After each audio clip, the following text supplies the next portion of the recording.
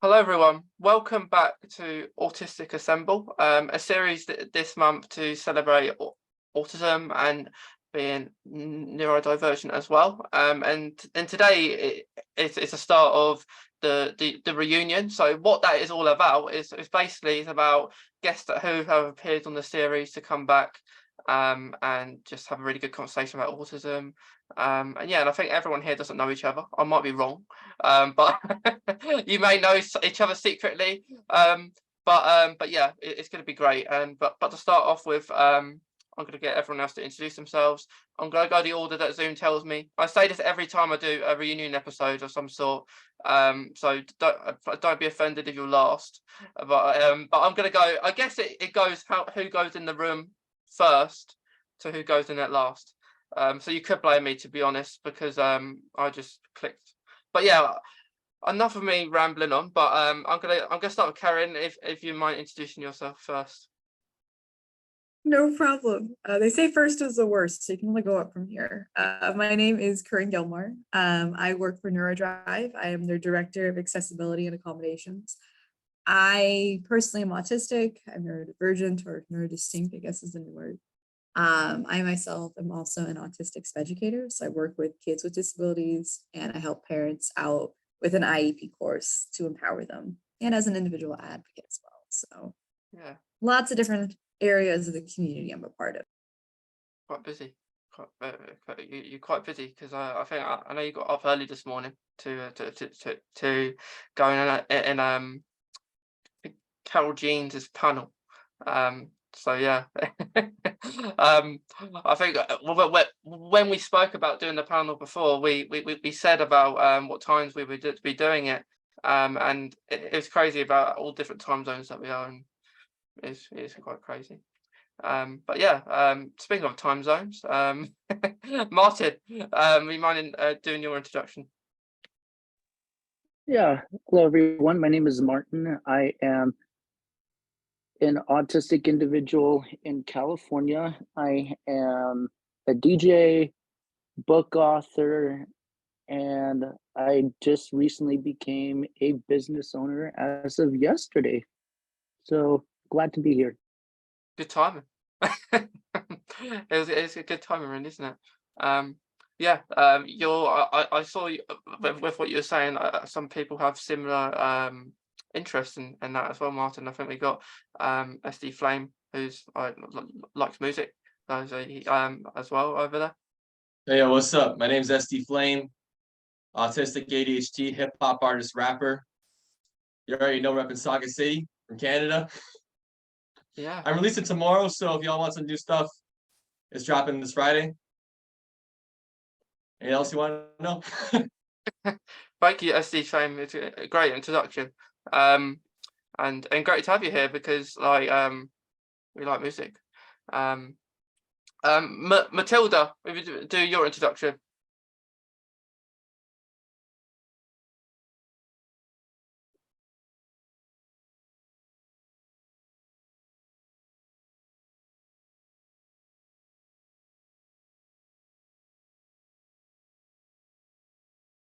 If she's muted or frozen. Are you there? Sorry, I think my internet cut out for a moment. Sorry. Do you want me to do my introduction? Sorry. Yeah, that'd be great, Matilda. Okay. Hi, I'm Matilda. I'm a cerebral palsic autistic advocate for neurodivergency, and I hope to become a writer, an author, like a screenwriter, just any type of writer to promote kind of neurodivergent awareness in the media and accurate neurodivergent portrayals of, yeah. Yeah, I think that's really important. With that, like acting is really fun. Writing, like Carrin likes your writing as well. So yeah, great introduction, Matilda. Thank you. I guess the first, so how this will go, guys, is I may just ask a question, and then we may just get into a conversation about it. After what Matilda has just said in her introduction, I would like to ask a question of with the media, and maybe acting, for example. Did you think in maybe films or stuff, like if it's about an autistic, because lately we found a lot of autistic programs out there. I can't like I've got maybe actors. It's really hard to know if an actor is autistic or not, because it's acting, like you just don't know. But do you guys think that an actor who's playing an autistic or neurodivergent part should be autistic themselves? Or would you be okay if they wasn't autistic, if they were just maybe a person that wasn't autistic and acted on a person that was autistic for that part? So how does this, so we just answer what our opinion is? Yeah, what's your opinion? All right, so it's like this. I feel like personally, like the person who the actor should be autistic themselves, but like I feel like a lot of people research stuff and whatever, and it's like sometimes a neurotypical can get it right, and sometimes they can't. You know, I would say, but preferably, I'd rather would have an autistic actor, because we come from generations of creatives as a community, and I feel like we need to represent kind of like that side of the community too, where we showed us kind of grinding from nothing and doing what we got to do. Yeah. I'd like to go off of what S.D Flame said and add to it. I think it's important. It's a double-edged sword, because when actors do research, I would want them to actually do research, right? Like meet with community members, maybe meet the individual who inspired the story, right? Like actually get to know our community. So it's like, if they're not going to be neurodiverse, I think there needs to be more research done on the community. There's a lot of bias, a lot of, bad kind of actors in that sense, bad faith actors, I should say. And so I think it's important, if you're going to play a role of a neurodivergent person, know the community in which you're representing and the spectrum in which you're representing, right? Like there's too many times where they go for the whole, I hate to say it, but like, oh, I'm gonna just sit there and go like this, or you know what I mean? We're more than just that. And I think that needs to be more represented across media, is that we are all different stages, types in our lives, and I don't think that's represented enough. So I'd rather, if you're not going to be neurodivergent, you gotta at least. I feel you on that too, but I feel like as well, it's like I don't like it when they make like autistic characters too reliable, especially if you're like a male, because you want to show you can still handle shit like a man. You know what I mean? So it's like I feel like sometimes when it comes to like some autistic creators, they try to like they autistic, like they make them too dependable on the neurotypical characters or this and that, and it's like I gotta show I can stand like a man. So you see what I mean when it comes to that kind of thing too. And I built this studio from nothing. So how I see it as is that you gotta like really, if you're gonna be neurotypical, like do the research. Don't just talk to people. Go and talk to some known people, some community leaders, and actually learn what you're getting into. Yeah, I agree. Yeah. Martin, I just wanted to bring you into the conversation, because I know we've only got a short time with you. So within like how about, because I know you said to me that you have quite a lot of updates from when we last done like we done our episode. Like, would you mind maybe share a little bit of that? Yeah, definitely. Other than what I said on the intro about, I think I told you about my business Spire Autism. It was still in the process, and as of yesterday, I launched the business, and it's an LLC. I'm gonna start off by using Spire for like speaking engagements and stuff like that, and create different autism acceptance events for now. And when I get my degree from the college I'm at, then I'm going to start incorporating speech pathology and audiology, stuff like that. And I'm doing speech pathology because I was nonverbal myself until I was 3, and I felt the need to give back what I received as a child. Yeah. Yeah. And then I have my first major speaking engagement coming up in June. I will be flying out to Dubai to give my very first speech, and I will be doing this on my own. I'm a little nervous about it, but it's incredible, and I'm really excited to see what the future holds. Yeah. You got this. You got this. Look, 100%. Your first is always your most nerve-wracking, and then Yeah. you just kind of get a hold of it from there. I didn't go to Dubai for my first speech, so bless you. I guest lectured, and I also wanted to say I was nonverbal until I was 3 as well. They gave me sign, Mhm. and learning sign, I think, empowered me. And so that's why I actually became an educator, because I wanted to help people, kind of like you said, right? Yeah. You helped us. So I was supposed to be a rapper. I wasn't at 2 years old and I had 4 words. Now I got like a vocabulary of like a shit ton. Yeah. That is I- so cool. joke always is like once I learned how to speak, it was floodgates. It wasn't gonna stop. Damn. Yeah. Yeah. It's, One thing I forgot to also mention is I'm working on a second book as well. And it's going to be more photography based. And I feel like for me, photography is a way to show the world through my eyes.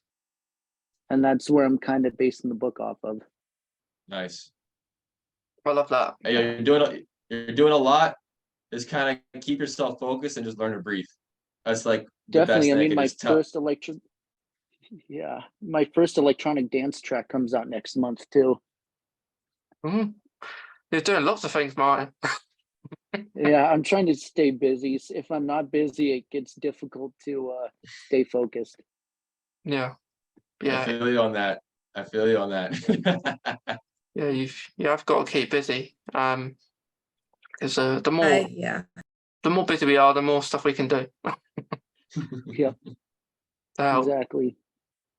yeah. But I wish you all the best, Martin. With everything, with the with your second book, with your dance track that you said about, and doing a speech as well. I appreciate it. Yeah, because speeches are hard. Like here is easier. I think I always say like a podcast online or If I don't have structure, I get was that Matilda? Mhm. so. Poor thing, I for one. Yeah.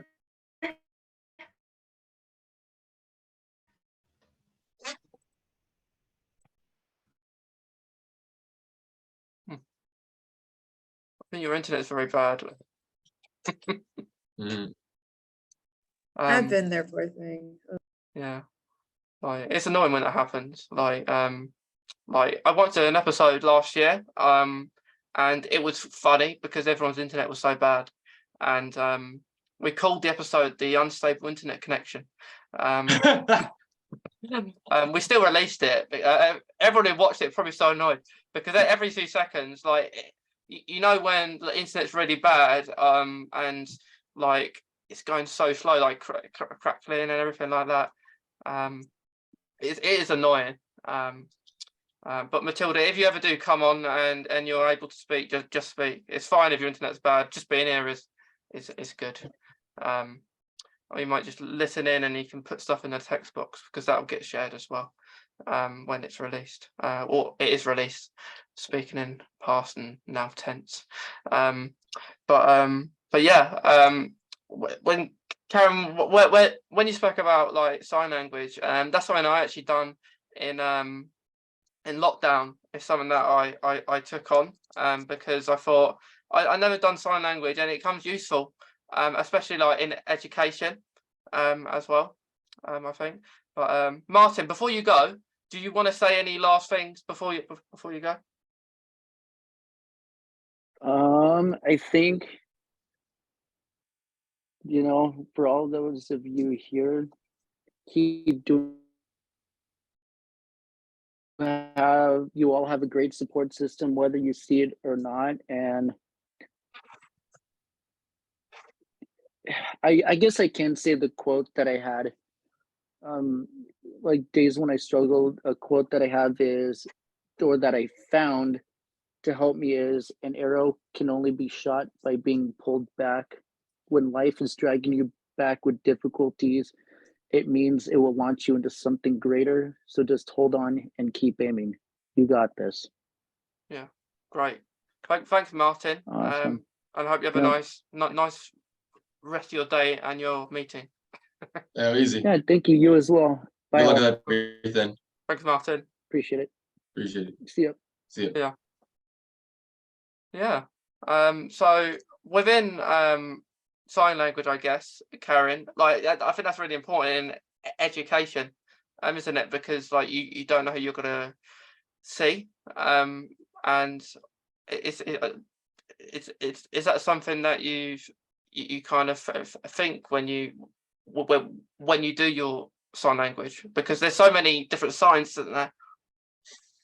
There's a lot of different yeah. signs to the whole language, and I will like, the kids want water, they put up a W. It's important, I think, to show like communication can be done in multiple ways, right? Like you can do nonverbal, verbal, like all communication, spectrum of communication. So I just feel like that's something that's kind of always forgotten in the community. Like those of us who are verbal, we do get more of a voice. I work with a lot of people who don't, like they use like typing and communicative advices, things like that. And I just feel like everyone's story is valid, and I wish the media would portray that more, like We got a there's so bunch of much- stories. So my bad. We got a bunch of stories. We just need to figure out how to get them out there. In my opinion, it's all about getting it out there and pushing shit. Because like at this point, we got TikTok. At this point, we got all the social media platforms and whatever. We got people rising up here, there, and everywhere. So it's like, but at the same time too, they're always trying to present us like we're some like helpless, like feel bad for us. We're damsels in distress out here, or whatever kind of shit. And I'm like we were, and it's like in my city, there was a few times that like the neurodivergent guys were the most craziest guys.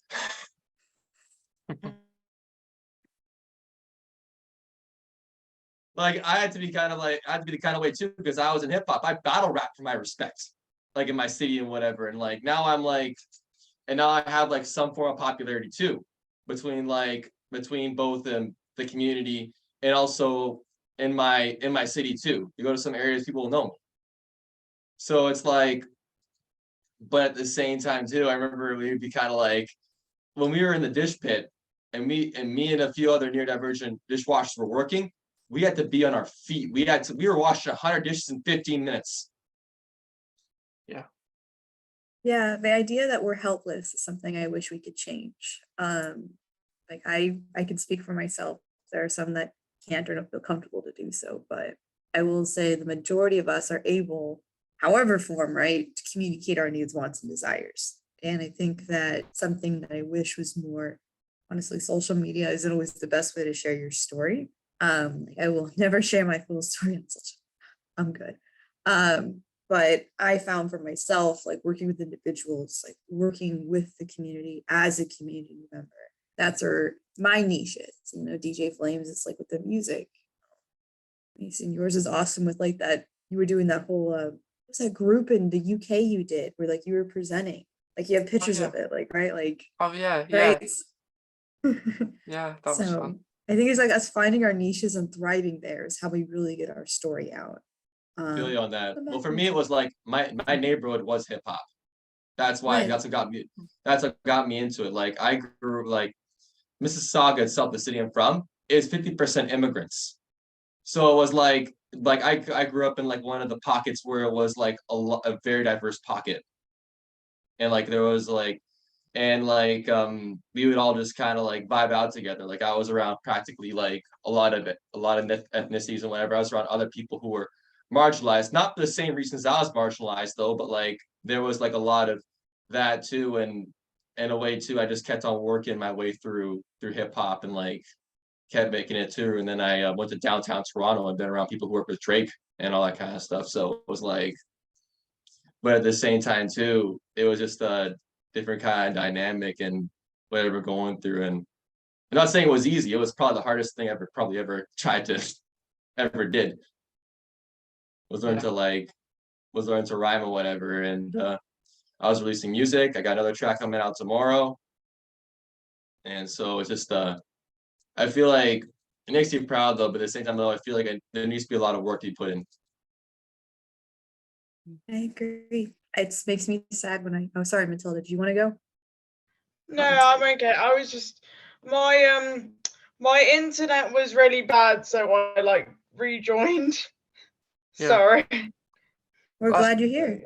Yeah, Matilda, just say anything when you can, like because if your internet goes out, Yeah. Yeah. It's hard because like I don't know when other people are speaking, and also if I like lose what people are saying, I don't know if the conversation has moved on or not. Yeah, don't worry about it. You don't mind you saying like at the minute we're speaking about like just our stories, like how they how they are, like how maybe they started and stuff like that. Really. But from following what you said, Carrin, about like that speech I did, I that was intense because I think we spoke about it in our episode, and at that time I haven't done it yet. So now I've done it. I ran up like different workshops about sport and autism, and asked different questions.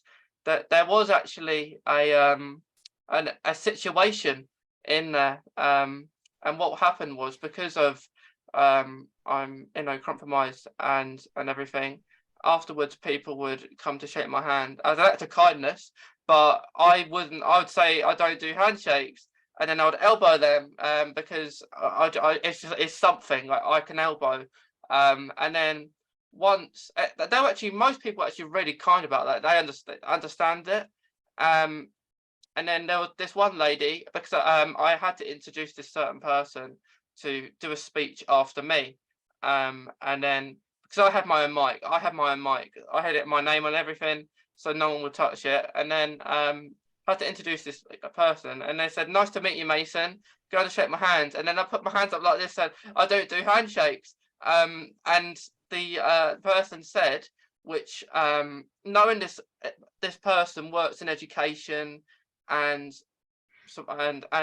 what they said was, "Oh, great." So to me, that's sarcastic, and lucky enough, I picked that up. But not every autistic or neurodivergent person would. And then I said to the lead of the multi-school council, what the event was about, who I was a part of, and I said to the leader, I didn't mean it like that. I wasn't being funny about it. I said, I just don't do handshakes. And to be honest, handshakes, you don't know where people's hands have been anyway. So, COVID made handshakes kind of an oblique thing anyway. Like it's the thing of the past. Like I can't tell you like how many people I know who wave. We're like, hi, or the elbow bump is popular. Like it depends for me because like for a while it was elbow bops and all that, but at the same time too, it was like you gotta realize something about me where it's like I'm not saying there's anything wrong with other ways of communicating, whatever, but like I just been so adapted to being in the outside world. So you gotta realize too, I didn't have an easy home life either. So it was like, so I spent a lot of time outside, and whatever. So it's just a thing where it's like I do shake hands still and whatever, and follow that, but like I don't like look at anyone down for not following that.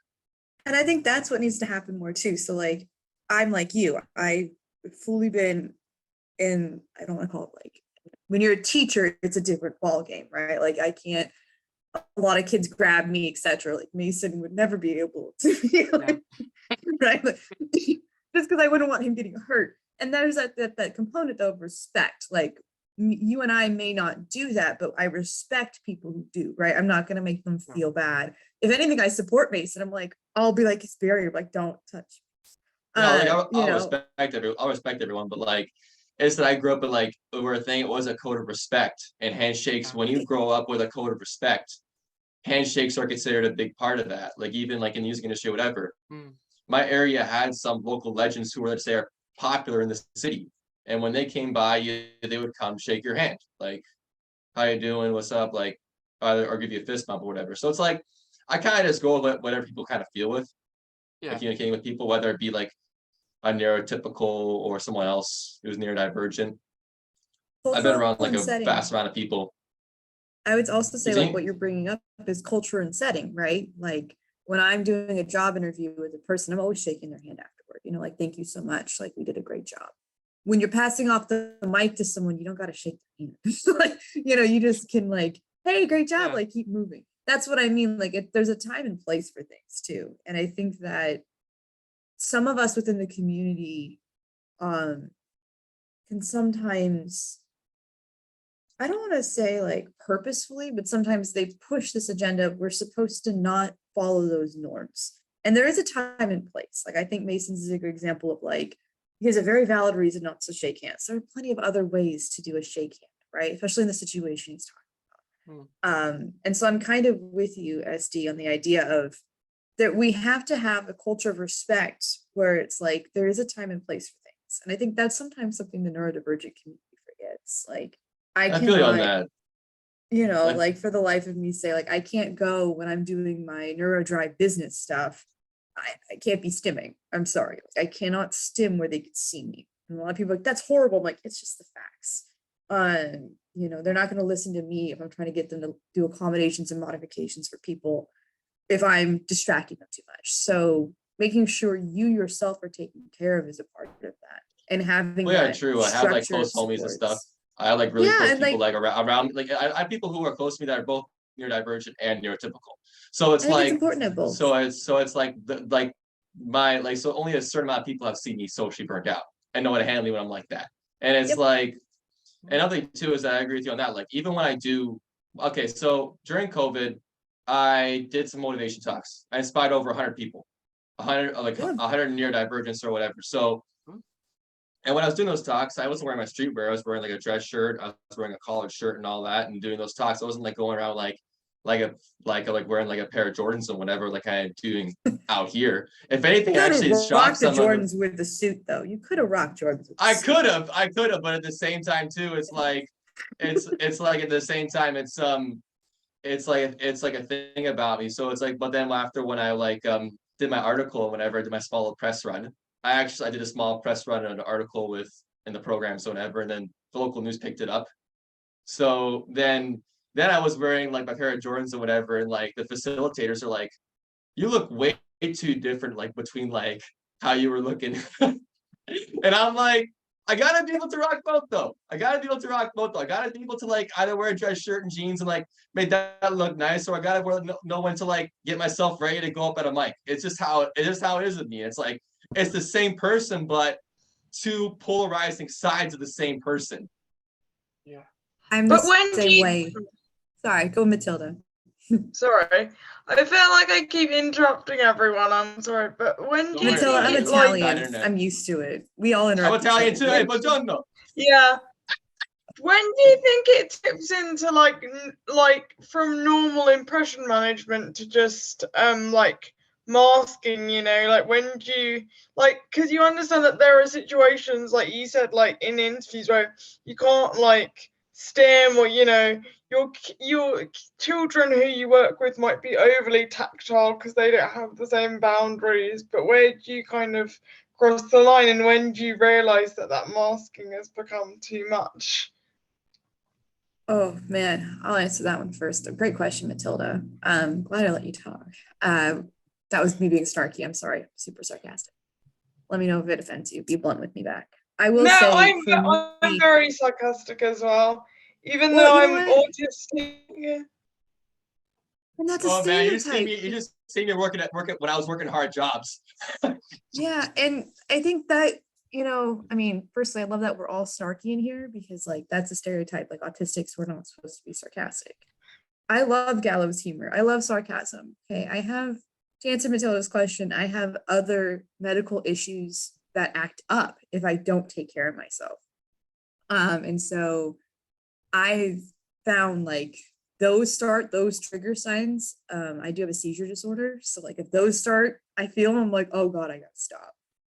Usually it's just making my own accommodations. And I will say, like, I don't want to sound brutal, but like sometimes you just get used to it, right? Like you have to just get used to being outside your comfort zone. Yeah, I'm not comfortable always, but that's okay. Like I was working in a classroom where there was this buzzing sewing. It was like, and I was just like up to here. My students were up to here. And the tech guy comes in, he's like, Ms. Gilmore, I can go fix that for you. Not even joking, 5 minutes he was in there, was done. And I was like, I should have called him sooner because I was so coping that me and the students, we were all on edge. We were all a little feisty. I would have just actually asked for help. It would have helped more. So to answer your question, I think I have too high of a threshold when it comes to like certain things. So that's something I got to work on, because like I overcompensate and I always make a joke. Supposedly autistic people, we have superpowers. I guess mine is appearing normal. Super cool power, right? Like I get to look normal. And I'm the pretty girl syndrome where everyone's like, there can't be anything wrong with you. And I'm like, oh, there's tons wrong with me. I just hide it really well. So, Yeah, Same. something isn't like visible, then they're like, oh no, but you seem fine, or how can you be like, fine, like going out one day and the next day you're bedridden. They just don't get it, they don't understand that you're in pain just because you are able to be active in society. Yeah. definitely. And I have my foot in both doors because I actually have a cane and I'm supposed to use it. And I don't a lot of the time. So that's such a fun conversation. Or a wheelchair, right? I'll be in my wheelchair and I've had people go, well, your legs are moving, you're fine. And I'm like, it's not how wheelchairs work. So I kind of had my foot in both doors in that sense of like, yeah, because I have a friend who has I have a friend I have a friend who has Tourette's and everything. Just like, because they can walk some days but not, they could easily fall over. They want to get a wheelchair,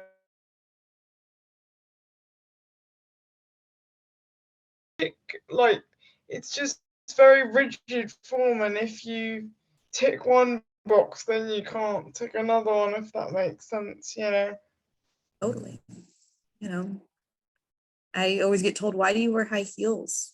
Like, how do you wear like these like pretty dresses and everything? And I'm like, because I want to. Yeah. That's the thing about me too. Like people think you don't look autistic or whatever, and it's like with me, and it's like you do realize that a few of us got out of the programs on modeling contracts. Like you just say it, because it's like I remember there was times like it's like when I grew up, like the ableism I'm dealing with now compared to what I grew up with are two different things. It's like one's more ignorant and one was more like I was battle rapping for my respect, right? Yeah. And doing what I got to do. And it was like it turns into this kind of thing where it's like I just start kind of like laughing or whatever. I don't like hate people who are like ignorant about us if they're not trying to be like hateful, because I don't blame them. I don't blame them in a sense, because there's not much media representation that shows who we actually are accurately. So it's like, and then when you're dealing with, and you gotta realize Ontario itself has a population of 100K of autistics. That is known in like the whole province of Ontario compared to one city in Mississauga. So it's like, I guess for a lot of like neurotypicals to be around for the first time, it's like a phenomenon. Yeah. And that's where I think like word choice, and I think I don't know if I talk about you, Mason, but like picking and choosing our battles as a community also. I've had so many people say they can't touch me because I'm autistic. I'm like, firstly, I'm a hugger. I'll speak for myself. Like I was in a meeting and this teacher runs over to someone else who's approaching me that I was friends with and says, pushes them, goes, you can't touch her. And I'm like, excuse me, like that's my friend, firstly. Secondly, I don't have that trait. I like touch. I'm fine with that. And that became a whole other like, well, then you're not really autistic because you like physical touch. And I'm like, well, you know what? We're a spectrum. Like It's Matilda can tell you by like, who? well, yeah, and there's women, like women are treated very differently than men Shouldn't on have the spectrum. proof Yeah, or, true. like, I hear her. I hear you bits and pieces know, of Matilda. I feel you on that. Yeah, like women are kind of like different in a sense. It's just that there's like men and women go through different societal like looks outlooks or whatever. It's like I'd say the one thing about being about a man on the spectrum is that they don't show like masculine autistic men. And I feel like There's they need to another show guy like that all does that really good now. What's his name? Thomas Henley. Yeah, Thomas is a good Oh, friend I've of been on mine. his podcast. Yeah, he's fantastic. I really like him. When I was like when you get someone like me who's worked hard jobs, it's Yeah, like like, and it's like and work and autistic man or autistic, like Yeah. early diagnosed autism starter pack. mhm. Yes. Yeah, that I mean, I Right. feel so blessed to have been diagnosed young. I was diagnosed 18 months, and they were like, "We think she's Wow. autistic at 18 months." Yeah, and then 3 years old, they're like, "It's official. We can't deny it anymore." I was And four. I was already in services and everything, right? And something I've talked to a lot of people about is those of us, SD Flame kind of proves it. We were diagnosed younger. We got more services, so we were able to get supports we needed within our community. And that sense of like our brain, the human brain, is a sponge at that age, so we can gather a lot more stuff, than if you're older and diagnosed, and that is something I've noticed. I work with Carol Jean Whittington, phenomenal human being. She'll be the first to tell you, like, oh my God, like, it makes a difference to have a younger diagnosis because there's more supports, more services.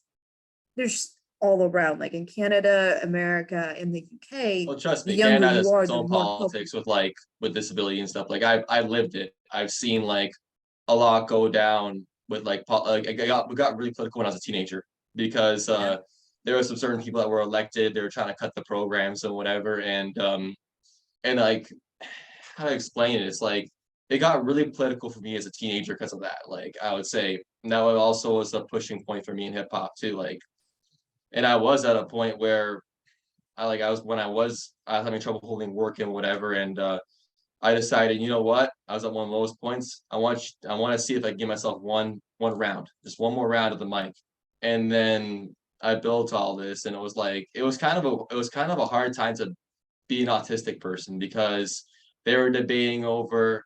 There was a lot of protests, a lot of people who were being hateful about things that didn't understand, a lot of ignorant and all that, and it was like I would say it was like a very big collide right there when like the conservatives got elected right that one moment right there, and then it was like, damn. Yeah. America's had a similar issue. I can speak, I think the UK has as well. Like across, I was just on a panel Mason was talking about, it's an international issue, that biased against disabled people. I mean, historically, we're going to talk about it for a second. Like we used to be put in psych wards. They'd be like, F this psych ward. Now we have laws all the times in what we call Western civilizations that are forcing people to work with us. And so I think that's where we're at. We're like, there is a lot of people who don't know things. I have nothing against religion, nothing against religious people. And I have a person I know who told me I just need to go to church. Everything would be cured if I went to church. And That's I'm like, bullshit.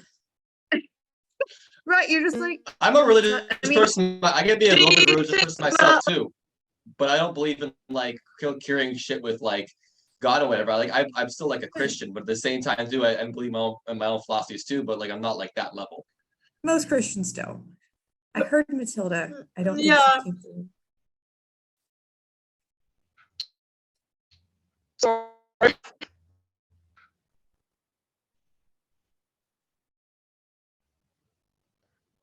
It's nice to meet another autistic person. That's a girl.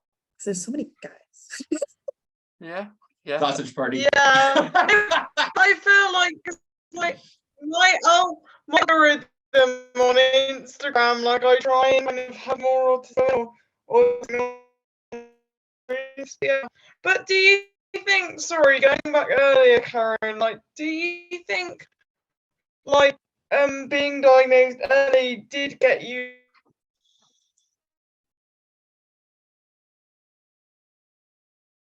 having mental health disorders, or do you still feel like society kind of what difference do you think it made? I think for me, being diagnosed early got me services. It also got my family time to process what was going on. Same with I'm my the only family. autistic individual in my family, and that was a learning curve. And so, well, I should say diagnosed. And I think that that was a big part of it. I got to also work with really incredible people in the field. One of them, he created a basically how to diagnose autistics after working with me, and I was a part of his study. I will say I come from a background of wealth, and the wealth gap is something that's severe. There was a study that came out that said that like most economically higher end families, like higher up families, have more autistic youth that are considered quote unquote higher functioning. And for those of us who have been through abuse, it either makes or breaks us. And that's where it scares me. I'm like, functionality should not be based on economics or abuse. And yet that's kind of what the study was showing, was like, you know, you either have to be really, it really bothered me because I was like, I'm a teacher and I want to be a mother. I don't want to have to do these things, right? Like to get my child to live the life they deserve to live, like their best life. And so I think that we need people out there like S.D Flame showing we can be DJs. We can not look autistic enough. We can Well, be like that's what I'm saying. It's like I've seen some stuff too when it comes to when it comes to like when it comes to like say like when it comes to like the wealth gap. I feel like there needs to be more like service available for anyone, like just anyone who needs them in general. Because like I see like I've seen like a lot of like stuff when it comes to it, and I feel like it just needs to be more accessible in general. It's like to be a human right. It should be it's a like human more of a right human to right. get I your feel like needs more met. of how to get like mental health work and all that, because it's like it's a different thing too. Like even in hip hop, I was around other neurodivergents, but like I was one of the only autistics. But like at the same time too, it's like I didn't have like an easy background either. You did like you did realize that. So it was like we had to. I worked a lot more in my teens. Like life got really real for me when I turned 15. Nice way to put it, right? Yeah. And it was like when I moved to this neighborhood in my teens and my life kind of began working hard and stuff. And I think everyone needs that moment where we have to, I was saying we need people like all of us in this panel, right? Like we're all different parts of the spectrum. And something else that really always bothers me is like the intersectionality is forgotten. Like we are still in a society. We're still with neurotypicals. Cope with it may vary. I found helping people. I always want to help people is how I I go. help people too, but like I help people when I can. See, Yeah. and Do you think I do it. people Go in for it, the Matilda. professions that you,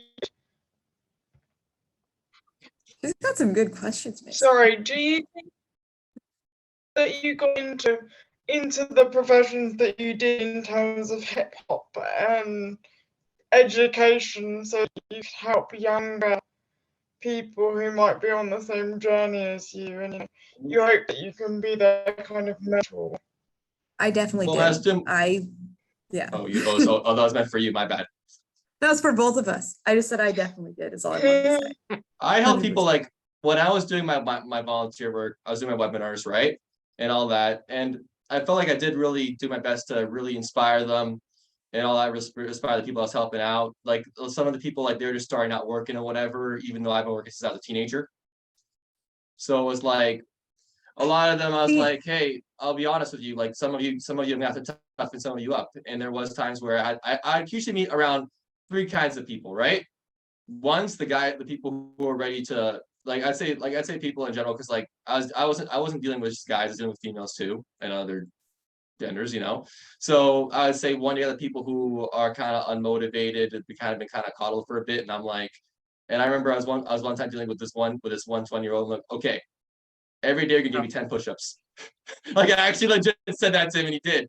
And like I deal with some guys who are ready, determined to work, and then just people that just didn't like believe in themselves, like, and I had to like push them, and I had to do stuff like tell them do push-ups and all that, and like start like working on Yeah. your self-confidence and all that, and it worked though.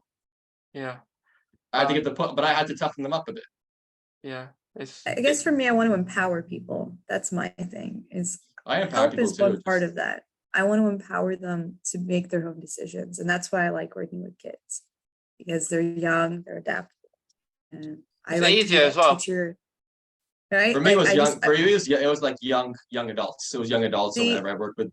and bless you, because I've worked with all ages, and everyone wants me to be a professor. I'm like, but I would kill my college students. For me, it's like I would like young adults. I like working with some of the young. They like there's times I still empower them, but like I feel like there's times I gotta say, hey, if you really want Tough to love. be about this, if you really want to do something big in this thing, obviously you don't want to be in the programs, because the programs isn't the place where ambition grows. It's the place where people kind of just go, it's like I've seen a lot of lost hope in there, and I'm like, if you really want to get to like where I did, and I started working hard or whatever, you're gonna have to start bare bones up, like tough love with yourself, build up, work, get the money you need to invest in what you want to do, make it happen, and keep going in life. I think it's also for me, because I work with kids, it's not just a neurodiverse thing. The issue of like earning money, working hard, it's a generational issue. Yeah, true. Where more people want to do less and be paid more for it. And I personally feel like in my generation, because I'm a millennial, like the edge of millennial, right before Gen Z, that's me talk to. You late 90s born? Early 90s. And so I found in my life that I wanted to work with kids. I got a degree in it. I have a master's degree in it. And to answer Matilda's question, I wanted to empower them. I wanted to be someone who was like, it's not about me, it's about you, your education. I'm ready to learn. I know things. Like ableism, sorry, ableism is a kind of behavior, right? Internalized. And if you can work with young kids and they can see you and they know that. Yeah, and I share with all my students that I'm autistic. That's always a funny one. I've had right? Because we need representation. And kids, a lot of the students I work with, they're like, well, I thought it would be like Sheldon. I'm like, well, I wish I was Sheldon. He's super smart. Oh man, I work in middle school a lot, so I have a lot of dudes. But I'm like, I wish I was Sheldon. That'd be cool. I was like, I'm more like his friend with the turtleneck. I'm a dweeb and I like myself for it. But I think, like you said, like being visible, like that's something I think a lot of neurodiverse people, it's both terrifying to do, but also the most powerful thing we can do as a group is being visible in our communities. S.D Flame goes and he raps, these all these cool things. Mason's like rocking like the public speaking in the UK. Matilda wants to like give us a place to be visible, which I think is so important. Because though I agree we have social media, film is still something people love. People love movies. Like people love that, think about the Way of Water, the Avatar one. Yeah, I couldn't get that.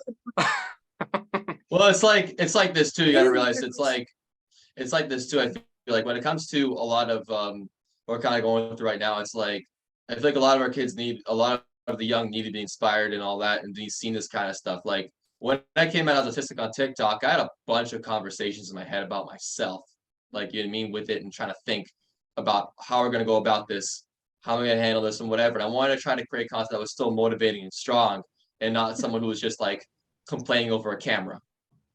Like mine was made for a school project. I'm not even kidding. My Instagram, the whole thing was created off of a college project. Like I want to do something where it showed kind of like me pushing limits, because I've been doing this since I was like young too. And I've been around like a whole array around of people. Like I'm being honest. Like I've been around people. Like I came from being an outcast in my city to now being like popular in a sense, right? But at the same time too, when I think back to where this all began for me, where I am now, it's a whole crazy.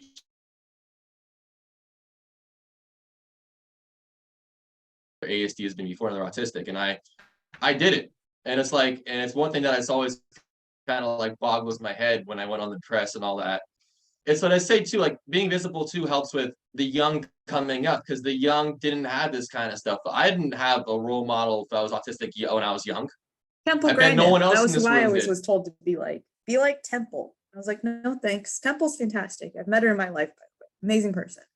But we needed more diversity, right? Like I didn't want to be Temple. I wanted to be someone else. I wanted Exactly. to be, and so I found in a way like our generation is, oh, thank you.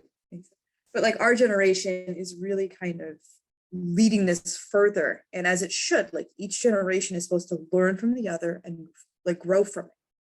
And I think that's part of the problem, is when you're not taught, you're not as educated, we keep repeating history.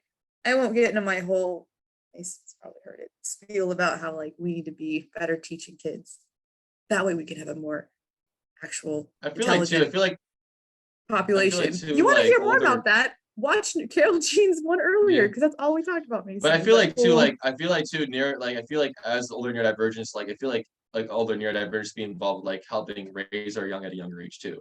But at the same time too, like I feel like people try to categorize us so much to the point where they expect us to be either this person, that person, or another person, to the point where it's like, yes, we are autistic, but we're still people. We still have interests. We still have ways of handling shit. We still got ways of how we live and how we work in this world. Like you don't think that, like, you think you try to categorize us out of Temple Grandin, Sheldon, or like all these other people, which are probably good people. I'm not judging their character or who they are as people in today's society. But at the same time, it's not all of us standing here. Like not all of us is interested in cows or science. Exactly. And I think that's where it's like, it brought up this, they did amazing work. Like this is a start, but it needs to keep going. And that's where, like, I wish there was more true stories about autistic individuals, like overcoming and like being in different parts of the world, really pushing ourselves. And I think for me, I personally like to be in the background more. You all can go be the celebrities. I'll be the one accommodating you guys. So if it's up to Carol Jean, I'm gonna be right. Yeah, I agree. And whatever chance I get to even speak to, like maybe a celebrity, like every year when I do the podcast, I try to get an actor. So someone that I like. So last year and the year before, I've had 2 actors from Doctor Who, actually. So I take that opportunity when I can. So I find 2 people who are in a person I like, and I talk about that, but as well I'll talk about maybe autism or my Crohn's. I'll talk to them about, because they may not know about it as much, and that we could all do a series like this one where everyone is neurodivergent or autistic, but it's also good to speak to people who aren't as well, because the more people we speak about who maybe aren't on the spectrum, they will know that you're giving something to them that they don't already have, or they're not diagnosed yet. Like not everyone is diagnosed, right? Like not everyone knows about autism.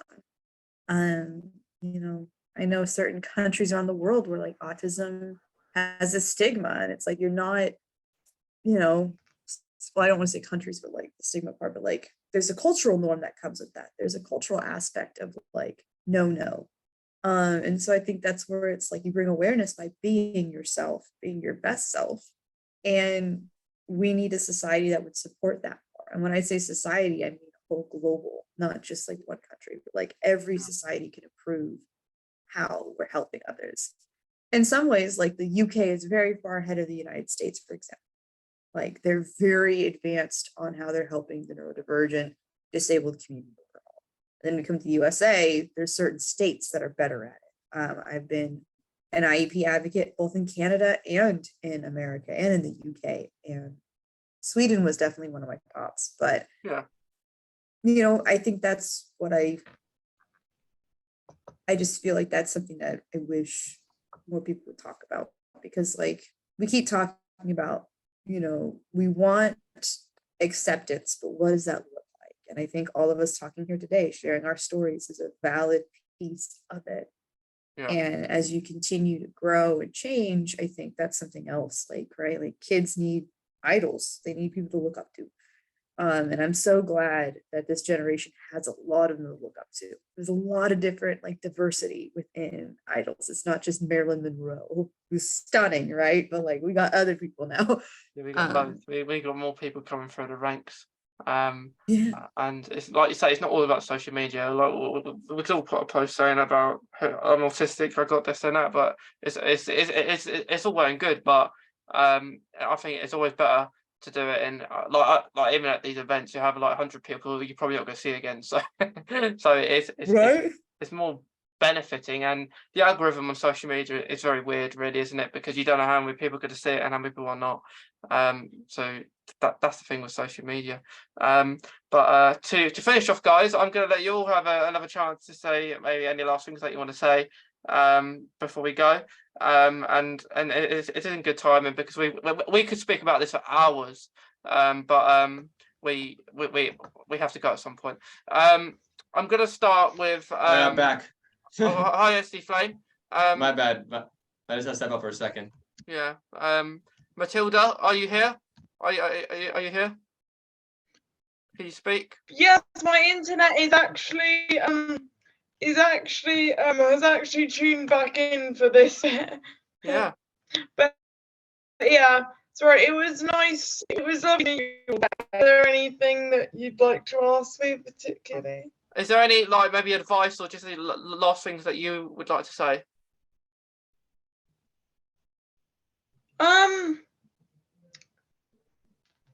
I think it's really important for autistic or the wider disabled community to have role models from a young age and to be exposed to the wider disabled community at a young age and to meet real people, you know, who are disabled in these ways rather than you know, looking at a media portrayal. And I think it's important as well on that. to kind of connect with other marginalized people, because, you know, like S.D Flame, like, although if you connect with ethnic minorities, they may not have like the exact same story as you, but you've got some shared experiences and you can kind of there's different intersections with it. There's different intersections with that. Like I grew up in a diverse area, and like I've seen some of the people I was close with kind of go through a lot when it comes to like other types of like discrimination, like racism and stuff. And it was like, and it was one of those things where it was like there's a lot of different issues with different communities and all that. And I'm not saying like I experienced them, but like that I was being attacked or anything like that for like some of those times. But like the people that I know exposed to it though. So like even like what Matilda's saying is so important, right? Because when we meet different people that are different than us, we're exposed to different experiences. Like my friend took racism, but like I was never a victim of racism. That's the point I'm trying to say. You know what I mean? It's like it's the best. That's the best way to explain it. It's like when like my neighborhood and my community too was like that. But at the same time, with that came, we were big on hip hop. We were big. We had guys who were considered local legends that were rappers, beat makers, DJs, and we tore it up. We were like, it was like a certain kind of pride that came with that too. Yeah. Like when it was like we'd be ciphering, freestyling. People would bring like the other groups would bring like their music into it too. I've listened to Latin music. I've listened to Caribbean music. I've listened to music from the Middle East. It's like it was one of those things. Yeah. So it's like a multicultural hub, and I think that's important because like my long mission is to become less ignorant, right? Because as a disabled person, I know what it's like when people are ignorant towards your situation. And now like I have a lot of friends who are LGBTQ and of ethnic minorities, and I always encourage them to teach me stuff or tell me if I, you know, use the wrong language, because, you know, I feel like it's only fair if I felt a certain way to you know give something back and ask them about their experience and be respectful towards their social group. Yeah, I completely agree. Thanks, Matilda, and thanks, S.D Flame, because you great additions there. But Carrin, I'm going to let you say something so we can finish.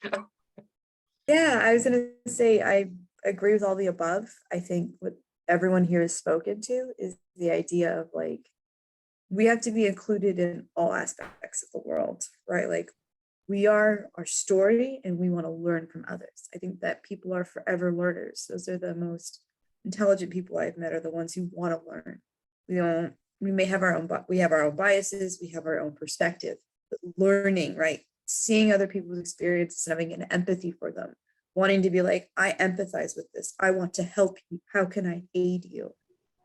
That I think is what the world needs, let alone the neurodiverse community as well. Is this understanding of, like, you know, integration and making sure that everyone has a voice and is heard. And voices are different, right? So that's what I mean. Like, I want everyone to be able to communicate in their own needs, ways, wants, and desires, because I think every voice, even if it's non-vocal, is important in our community. Yeah. I'll end it on that. Every voice is important, because I love that. We should just name the episode like something to do with voices or something, because right. that is Good. how I do that. Yeah, good idea right there, Brusky. But yeah, it's like that's the best way to put it too. Like, I'd say if we are gonna go learn more about people, actually like sit down and listen to them. That's the best way. I kind of learned it. I learned it when I learned from people. Just sit down and talk it out. And do more listening than talking. Yeah, I completely agree. The more people listen, the more they'll be learning, I think. So yeah, but thanks to everyone here. And thanks to our guests who had to leave halfway through. But Martin, I might have got that right. I'm sorry if I got it wrong. Yeah, it's been great to speak to everyone today in the first reunion episode for Autistic Assemble. Thank you for you guys for coming back, and I think we're all going to connect and stay in touch with everyone's going to stay in touch now. So that's really good. Sounds It good. was awesome. It's awesome to meet you guys. Like, wow, I'm blown away by it. You're so awesome. Thanks, All three Matilda. of So you, are four you. of you. Thanks. Yeah, Sorry. You are as well. thank you guys. Well, I hope everyone has a nice Thank you. rest of your day, and everyone who's seeing this, watching it, wherever you are, whatever time it is, we hope you enjoy it as well. And yeah, have a nice rest of your day, guys. Easy.